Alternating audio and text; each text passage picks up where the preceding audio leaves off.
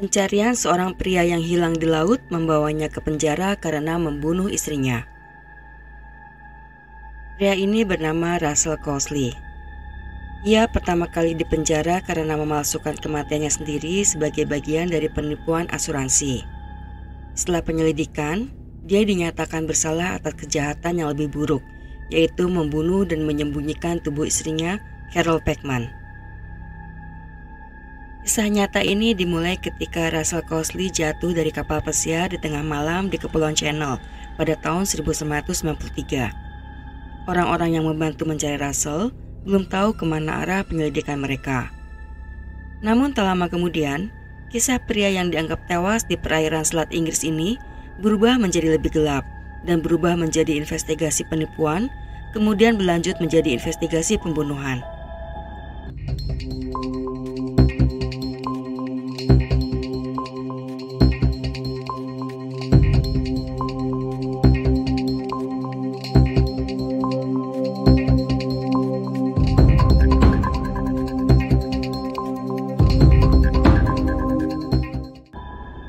Tanggal 21 Oktober 1993, Russell Cosley sedang berlayar dengan pengacaranya, Anthony Hackett Jones dan istrinya Patricia, dari Bournemouth, Inggris ke Prancis. Russell dilaporkan jatuh ke laut saat terjadi badai. Tapi ketika polisi memeriksanya, banyak hal yang tidak masuk akal. Ketika polisi berbicara dengan janda Russell, Patricia, mereka memperhatikan bahwa tindak tanduk Patricia tidak seperti baru saja kehilangan suaminya. Kemudian, hanya beberapa hari setelah Russell Cosley menghilang, Hackett Jones membeli polis asuransi jiwa atas nama Russell Cosley dengan nominal klaim hampir 1 juta pound sterling jika Russell meninggal. Polisi semakin curiga dan mereka menemukan ada tiket feri dari Guernsey ke Weymouth pada pukul 20.30, yaitu pada malam yang sama Russell jatuh ke laut telah dibeli atas nama Russell Cosley. Petugas menganggap aneh Patricia yang memperkenalkan diri sebagai istri Russell, padahal Russell masih tercatat menikah dengan Carol Packman. Polisi tidak akan pernah menyelidiki hilangnya Carol Packman jika Russell Cosley tidak mencoba melakukan penipuan asuransi dengan memasukkan kematiannya sendiri. T.S. Philvella dari kepolisian Guernsey adalah orang pertama yang mendengar tentang laporan orang hilang di perairan pulau itu. I came on duty as the shift sergeant at 6 a.m. on the 21st of October and was told by the duty inspector that there was a person reported missing at sea, having gone overboard from a yacht which was on charter from the south coast of England. And so I was asked to commence inquiries into that. Salah satu langkah pertama dalam penyelidikan semacam ini adalah dengan menghubungi kerabat terdekat, dan polisi menemukan Samantha, anak Russell Cosley. Polisi memberitahunya bahwa ayahnya telah hilang di laut dan dianggap sudah meninggal. Samantha kaget dan menangis. Police came to my house and they said, "I'm really sorry to tell you, but we've got some bad news and that your father is missing at sea." Completely broke down. I said to him, "We need to find my mother. We've got to find my mother and we've got to tell her what has happened to her husband because my father was now dead." Samantha meminta polisi mencari ibunya yang sudah hilang 8,5 tahun lamanya, agar polisi bisa memberitahu ibunya jika ayahnya sudah meninggal. Sam had told me that she believed her mother had started a new life somewhere else in the world, and so I then started to make inquiries to trace her, starting with the UK, passport office, doctor's surgeries, the usual sort of places that you might expect to find a record. No trace in the UK, and then various other places around the world where she'd worked previously, such as Canada, Germany. And I just couldn't believe that a mother wouldn't make contact with her daughter over the years that followed her disappearance. Penyelidik kemudian menemukan bahwa Russell dan Patricia telah diusir dari Kanada beberapa tahun sebelumnya, karena Patricia bekerja dengan menggunakan nama Carol Packman, yang bukan nama sebenarnya. Carol Packman yang asli pernah ke Kanada dan bekerja di sana sebelumnya, jadi ia memiliki izin kerja. Ketika polisi berbicara dengan putri Russell, Samantha, polisi menyadari bahwa Russell mungkin telah melakukan sesuatu yang jauh lebih buruk. Samantha bercerita bahwa ayahnya adalah pria yang kasar dan kejam. Russell bertemu Carol ketika Carol berusia 15 tahun dan mereka menikah. Russell kemudian memaksa Carol memutuskan semua hubungan dengan semua keluarga dan teman-temannya. Pasangan itu bekerja di industri penerbangan dan tinggal di beberapa negara berbeda sebelum pindah ke Bournemouth, Inggris, di mana mereka membeli rumah di salah satu pinggiran kota. Setahun sebelum Carol menghilang, Russell membawa rekan kerjanya yang berusia 26 tahun, Patricia, untuk tinggal bersama di rumah mereka dengan kedok bahwa Patricia akan membantu membayar tunggakan hutang. Dia mulai berselingkuh dengan Patricia di rumah itu. Within a matter of months, Patricia was then living in our house. She was completely the opposite to what my mother was. She was very confident. It just gave my father basically, he brought his lover into the house. You have to bear in mind just how much that if my father wanted something, how much my father, that was it, that's what was happening. Bad things were starting to happen in the house as far as rows were concerned, as far as my mother's mental stability and how she was starting to cope with the reality of having Patricia in the house. As to how much she was aware of how much the affair was going on, I don't know.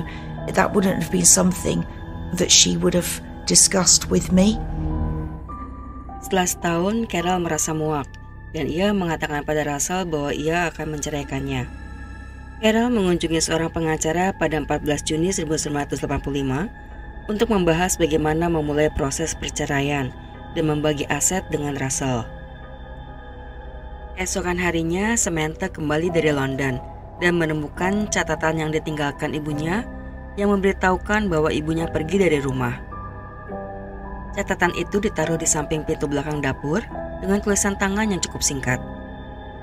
Carol menulis bahwa ia sudah muak dan tidak mau berurusan lagi dengan keluarga dan pernikahannya, dan Carol meletakkan cincin kawin di atas catatan itu.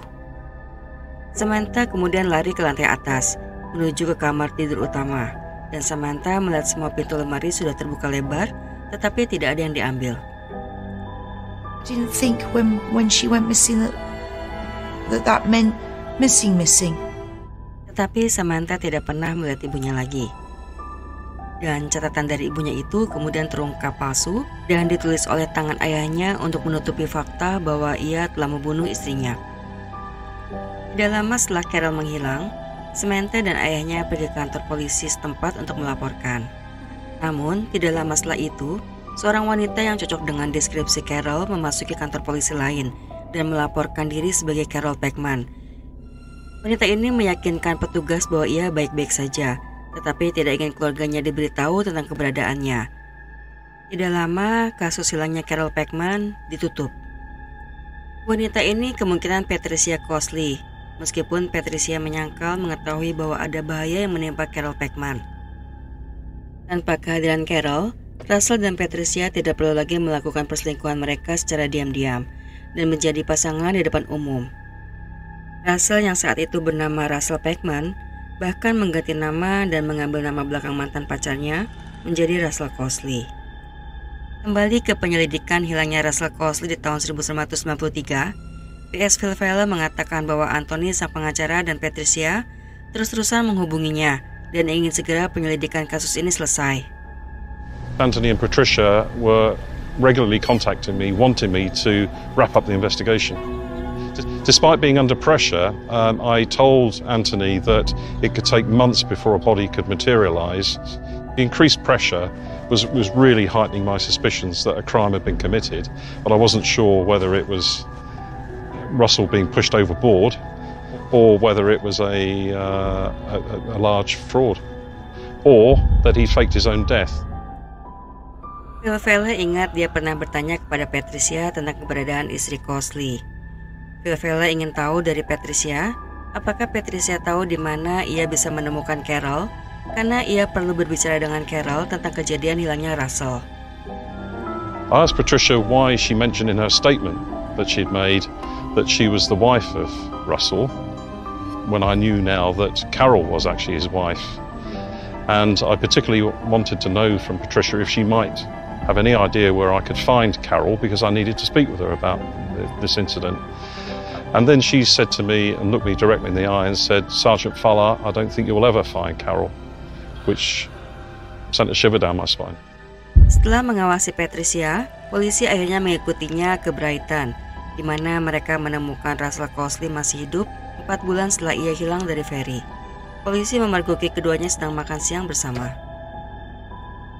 Penipuan atas kematiannya sendiri akhirnya memenjarakan Russell selama 2 tahun, Anthony Hackett Jones selama 3 tahun, dan Patricia selama 1 tahun.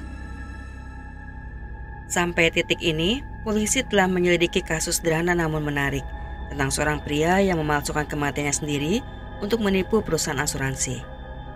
Setelah Russell Cosley akhirnya ditemukan hidup, kebohongannya terungkap dan dipenjara karena kasus penipuan.